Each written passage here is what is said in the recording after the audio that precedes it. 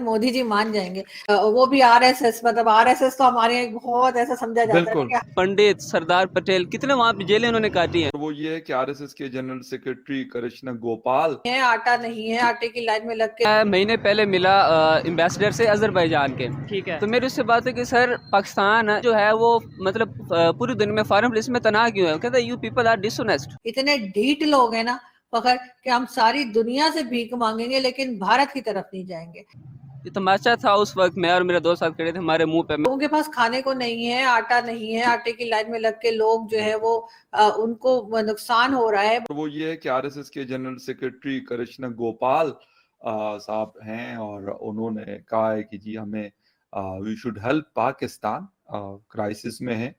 तो पता नहीं वो कैसी हेल्प, कुछ सुना है कि कोई वो गेव वगैरह देना चाहते हैं, यानी वीट देना चाहते हैं, गंदम। तो थोड़ा सा इस पे आपका टेक और उसके बाद वाइंड अप करें। जी बिल्कुल, ये न्यूज आज बहुत चल रही है और जैसे हमारे यहाँ कहा जाता है कि जी ठीक है, कोई स्टेप किसी ने अगर लेना है वो तो बाद में लेना है, लेकिन उन्होंने इतना सोचा, वही एक बहुत बड़ी बात है कि पाकिस्तान के साथ कितनी ज्यादा मतलब एक तरह की टेंशन रही है हिंदुस्तान की, कई तरह के एलिगेशन हिंदुस्तान की तरफ से आई, कई तरह के नाराजगियां पाकिस्तान ने दिखाई, लेकिन उसके बाद भी अगर वो भी आरएसएस, मतलब आरएसएस तो हमारे यहाँ बहुत ऐसा समझा जाता है कि हर कोई अगर बुरा है तो आरएसएस में जरूर होगा, आरएसएस। बिल्कुल तो वो हमने अपने तौर पे एक बना रखा है अपने दिमाग में। तो उनकी तरफ से ये बात की गई और बहुत मुझे खुशी हुई, बहुत अच्छा लगा, बहुत इंसानियत नजर आई, क्योंकि जाहिर है जो आम लोग यहाँ पर रहते हैं जिनके पास बेचारों के पास आटा नहीं है, रोटी नहीं खा पा रहे, परेशान है, तो उनके लिए तो मेरे ख्याल है ये एक बहुत अच्छी खबर है। अब देखते हैं कि पाकिस्तानी गवर्नमेंट इसके ऊपर क्या रिएक्ट करती है। वैसे हम तो इतने ढीठ लोग हैं ना पकड़ कि हम सारी दुनिया से भीख मांगेंगे लेकिन भारत की तरफ नहीं जाएंगे।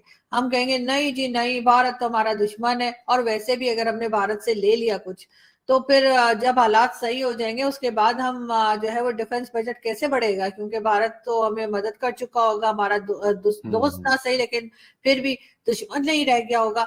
तो ऐसी सूरत में जो है वो ये लोग बड़ी दूर की क्योंकि सोचते हैं ना, तो इस वजह से मेरे ख्याल है यही बात करोगे। जो कहते हैं ना कि वो एक बच्चन साहब की मूवी थी, मुझे नाम इस वक्त याद नहीं आ रहा, लेकिन आई एम श्योर कि हमारी ऑडियंस जो है वो जरूर जानती होगी। तो उसमें हाँ याद है, वो थी सरकार फिल्म थी, तो उसमें बच्चन साहब कहते हैं कि नजदीकी फायदे से पहले दूर का नुकसान सोचना चाहिए। तो मेरा ख्याल है जो नजदीकी फायदा इनको है हो जाएगा। हमारी जो गवर्नमेंट है और हमारी जो पॉलिसी मेकर्स हैं कि इन्हें वहां से गंदम मिल जाए या फिर ट्रेड शुरू हो जाए भारत से, तो ये दूर का नुकसान सोचेंगे। दूर का नुकसान इनका ये कि बाद में ये पाकिस्तानी पब्लिक को चूरन नहीं चटा सकते कि जी भारत हमारा दुश्मन है और हमारे ऊपर हमला करने वाला है। वैसे अगर ये कुछ करे ना करे, पब्लिक को अभी भी काफी कुछ समझ आ गई है मेरे ख्याल से। बिल्कुल एग्जैक्टली आपकी बात सही है और ये बातें हमें बहुत जगहों पे सुनाई दे रही होती है। ऐसी कंट्री में एक पॉलिटिकल पार्टी के लीडर जो हैं वो एक तफरी के तौर पे सिर्फ न्यूज में रहने के लिए कह रहे हैं कि जी जेल भरो, तहरीक शुरू करेंगे। और सबसे बड़ी बात यह कि वो जो लीडर साहब इमरान खान है वो खुद नहीं जा रहे, उन्होंने अपनी जो है वो जमानत कराई हुई है, वो घर में बैठे हुए जमान वो पार्क कह रहे में। जी प्लस्तर अब उतरेगा तो फिर सोचेंगे ना। बल्कि मतलब आप लोग खामखा उस बेचारे को कर रहे हो, प्लस्तर भी तो मुझे चढ़ा हुआ है। अभी तो मेरा ख्याल चौथा महीना हो गया प्लस्तर को लगे हुए। अब खैर एनीवे, कब हमारी ये जो दुश्मन वाला स्टेटस है हिंदुस्तान के साथ, इसमें कुछ कमी आती है या बेहतरी आती है, ये हमें नहीं पता। लेकिन कोई खबर होती है तो यकीनन हम उसके हवाले से बात करते हैं। और जो for the benefit of the nation की बात है कि एक आम आदमी के फायदे की बात है, तो मेरे ख्याल में वो जरूर करनी चाहिए। एज ए जर्नलिस्ट हमारी एक बेसिक रिस्पॉन्सिबिलिटी में आता है। हमें क्यों ये गलत परवेज खटक ने भी मना कर दिया, परवेज खटक ने भी कहा नहीं आ रहा। आरज़ू, मैं दर हकीकत बहुत दुख है, मुझे अफसोस है कि हमारी डायरेक्शन क्या है। हमारे बच्चों को हमें डिजिटाइज क्यों नहीं, हमें तालीम क्यों नहीं देते ये हमारे बच्चों को, उनको क्यों नहीं बताते कि हमने आगे फ्यूचर में रोटी कहां कैसे कमानी है। अपनी मां के कपड़े फाड़ते देखा कभी आपने किसी को कि अपने मां को कपड़े रोजाना फाड़ फाड़ के उसको करे? ये 76 साल से फाड़ रहे हैं। कोई रोकने वाला नहीं, पूछने वाला नहीं।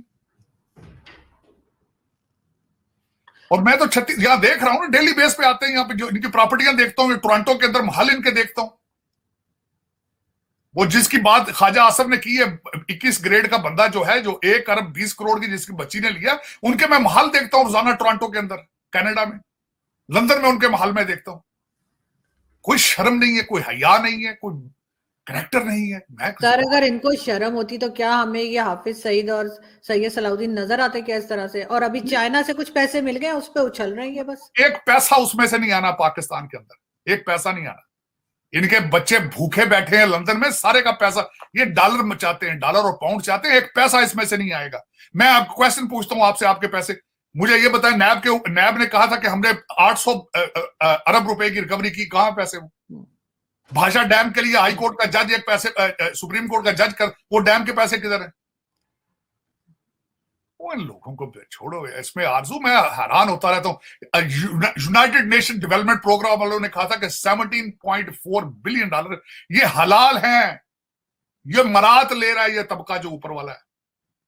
ये जो मिडिल क्लास के बच्चे सीएसएस करके आते हैं, जो फिर वो लूटते हैं, जो गुर्बत अपनी मिटाते हैं, उनकी हवस खत्म नहीं होती है। ये वो 17.4 बिलियन तो आप उनको मराद दे रहे हैं आप, जो आधा बजट है। मुझे मैं आरजू, मैंने कल ये जो सारी इसका जो मैं कल परेशान था कि जिस तरीके से वो नेशनल असेंबली के फ्लोर पे उसने कहा है कि इतनी सलामियां इकट्ठी हुई है और ये गाड़ियों और ज्वेलरी के अलावा, उसके बाद मैंने सोचा ये नहीं बच सकता। मेरी ख्वाहिश है कि मैं आईएमएफ को लेटर लिखूंगी। पता नहीं अंधे हैं आईएमएफ वाले भी, देख नहीं आ रहा बिल्कुल। हाँ, किस किस्म की कौम है। हाल ही में एक फंक्शन के दौरान आरएसएस के जनरल सेक्रेटरी कृष्णा गोपाल ने बोला कि पाकिस्तान को हमें गेहूं भेजना चाहिए, क्योंकि भारत एक ऐसा देश है जो सबकी खुशहाली पे यकीन करता है। सर्वे भवन्तु सुखिना का नारा देते हुए उन्होंने बोला कि पाकिस्तान के जो आम लोग हैं उन्हें भी हक है खुशी से रहने का, पेट भर के खाने का। ये हम सब जानते हैं कि पाकिस्तान के अंदर आरएसएस को एक एक्सट्रीम ग्रुप माना जाता है, एक्सट्रीमिस्ट ग्रुप माना जाता है, जबकि ऐसी कोई बात नहीं है। फिर भी आरएसएस द्वारा ऐसी बात की जाने पर पाकिस्तान की मीडिया का कहना है कि यहाँ पर सारे आरएसएस को बहुत ही एक बुरा संगठन मानते हैं, जो कि पाकिस्तान का कभी भी भला नहीं चाह सकता है। लेकिन जब आरएसएस की तरफ से ऐसी बात करी गई तो पाकिस्तान की मीडिया शॉक में चली गई कि ऐसा कैसे हो सकता है, मोदी और आरएसएस पाकिस्तान की खुद से हेल्प कैसे कर सकते हैं। लेकिन पाकिस्तान को शायद ये नहीं पता कि ये हमारा कल्चर है और हम वसुधैव कुटुंबकम की आइडियोलॉजी फॉलो करते हैं।